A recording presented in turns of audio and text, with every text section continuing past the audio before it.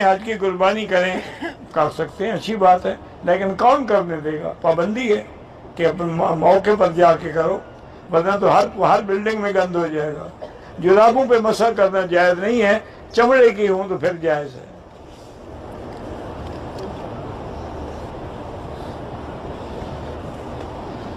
میرے سر پہ احرام کی چادر رکھ دی جائے، دم واجب ہوگا نہیں ہوگا؟ متعدد مرتبہ ہو اور 2-4 گھنٹے بن جائیں پھر دم ہو جائے گا۔ حدود حرم میں فوٹو شوٹو نہ بنایا کریں، نہ ویڈیو بنایا کریں۔ آپ جو پاکستان میں قربانی کرتے ہیں وہ الگ ہے، یہ حج کی بکری ہے۔ وہ بکری وہاں ذبح کر دیں، حج والی یہاں کریں۔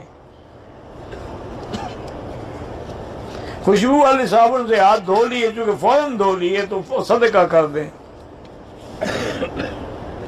اگر طواف زیارت سے پہلے عورت کو حیض آ جائے، وہ اپنی سیٹ چھوڑ دے، تاریخ تبدیل کرائے، بغیر طواف کے نہ جائے، ورنہ وہ جب تک طواف زیارت نہیں کرے گی اپنے خاوند پہ حلال نہیں ہوگی اور نہ حج مکمل ہوگا۔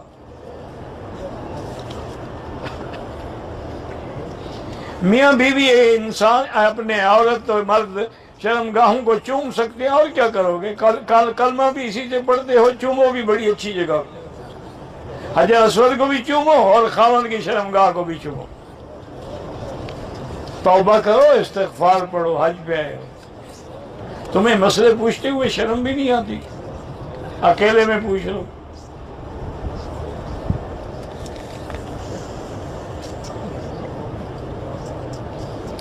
کفارے میں روزہ نہ رکھ سکے تو کیا کرے؟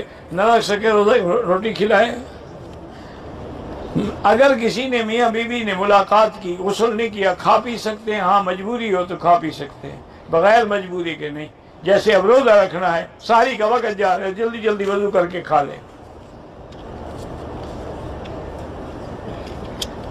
بہرحال ایک دفعہ وضو کر کے وہ طواف کرتی رہیں، قطرے آتے ہیں تو آتے رہیں۔ ہاں چاند نظر آنے کے بعد بہتر ہے کہ حجامت نہ کرائیں، کوئی کرائے تو ٹھیک ہے۔ فجر اور عصر کے بعد حنفی مسلک میں نماز نہ پڑھیں جب تک سورج نہ نکلے یا جب تک سورج غروب نہ ہو جائے۔